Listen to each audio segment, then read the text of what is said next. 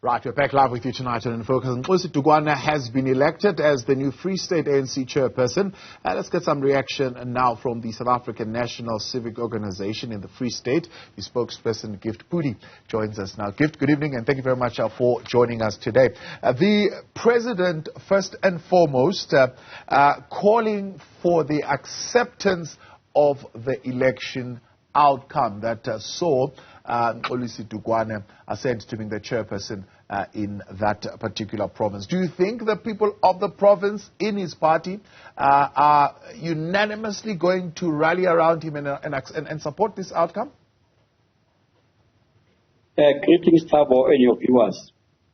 In terms of the culture inculcated in us, we are told that once we are having a conference and the leadership is elected, we must all rally behind the elected leadership. We will recall that when you go to conferences, we are having lobby groups, and then immediately after the announcement of the leadership, the lobby groups must cease to exist and rally behind the elected leadership. Renewal and unity is not going to be a simple, it's a process, it's not an event. Yes, in Free State, yes, things are difficult in terms of ANC internal politics.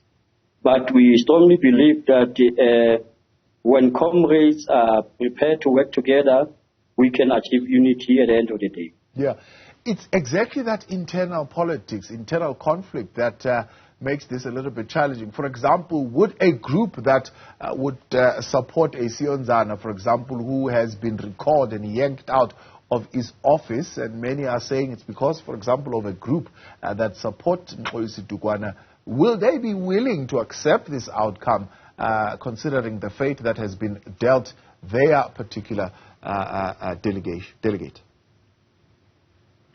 Thabo, in a democratic situation, once you go for a contest, once you go to a conference, you must know that it's either lose or win or lose. So we are appealing to all the comrades, all the members of the African National Congress in Free State to rally behind the elected leadership. Remember, we are saying the African National Congress is the leader of the society. If the African National Congress is divided, the society is going to be divided, and it's going to derail progress in terms of bettering the conditions of our people. So what would Mxolisi Dukwana need to do to work towards that particular unity? The first thing that they must do, Thabo, is that normally when after the conference, the comrades are paging each other. He must strive for unity, call all the people who are having dissenting view. Remember, it's not a political scene to have a dissenting view. Let him call them, sit together, and work towards a unity. Remember, the bigger picture, Thabo, is 2024 elections. It's not about only ANC members. Remember, for ANC to win elections and convince the voters, it must be united, because once it is divided, people are not going to have confidence in it, and it's going to derail serious progress in our province. Yeah, let's talk a bit about that confidence. The president saying one of the easiest things that the leadership would need to do is to immediately get local government working and fix something as simple as potholes, right? Do you think something as simple as that would be an indication to the people of the Free State that there is beginning to be a turnaround in this organization? Not only, if we can check in Free State, not even a single municipality got clean audit. It means in terms of finances, we are lacking for one simple reason. There's no political will. Because of these deep divisions in the province, there's no political will, and then there's no consequence management in terms of running the finances of the municipality. So that is why it's important to unite to ensure that service delivery it is acquired. And Thabo, to recall that in our province and in country, we are having serious challenges, especially challenges of inequality, unemployment, and poverty. So it's important to start a renewal project that is going to ensure that we eradicate these terrible challenges facing our country. So as SANCO, and particularly in that question of clean audits, What do you think would need to happen? Because most of the time, for example, when we speak to the Auditor General would tell you that money was spent and not a single trace of paper can be found in the municipality. They ask for it, but it is nowhere. But that money has already been spent. In some other instances, you'll find that they would need to hire, for example, consultants to come in and put the books together, because whoever they would have hired there would not be competent enough to do the work, or maybe just they don't want to do the work because of whatever it is that they're hiding. But my question is, as SANCO, what would be the first step that this leadership would need to do towards professionalization of the local government, but also ridding local municipalities of corruption? Yeah, like I indicated, Thabo, we must have consequence management. For instance, in most of our municipalities, people are misusing money, fruitless expenditure, and there's no consequence management.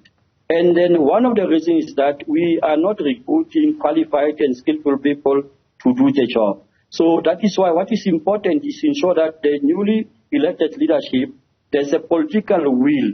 They must be able to assist the municipalities, ensure that proper people are recruited.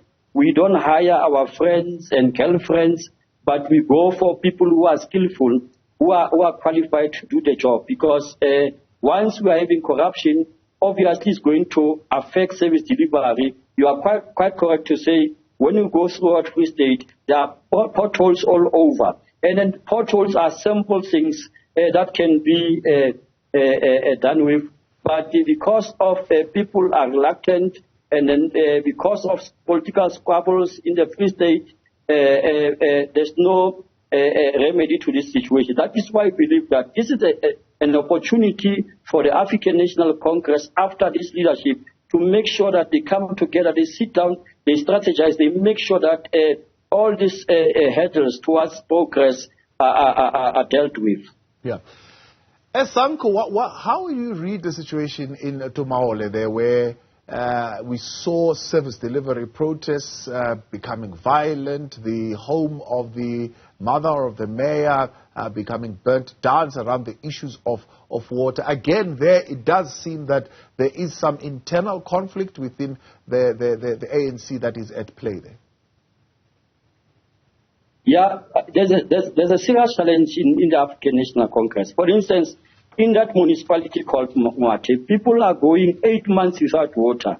What we expect from the community there, the patience of our people is not endless. That is why we are calling the leadership, the newly elected leadership, to go to that municipality called Mwate and ensure that basic services are given to our people. Not only services, but quality services. We can't go, Thabo, 8 months without water, without any plan. The municipality, the mayor is failing to address the community. That is why there was service protest for the past 2 weeks. So it's important as leaders, we must be able to engage, we must communicate with our people and then give them information in terms of progress, what are the challenges, and what is government doing. But because if you can check now, Thabo, there's a gap between the African National Congress and our communities. That is why as a SANCO, we are playing that role to ensure that we mediate between the government and our communities. And it is high time that the African National Congress, they come together and ensure that they close this gap, because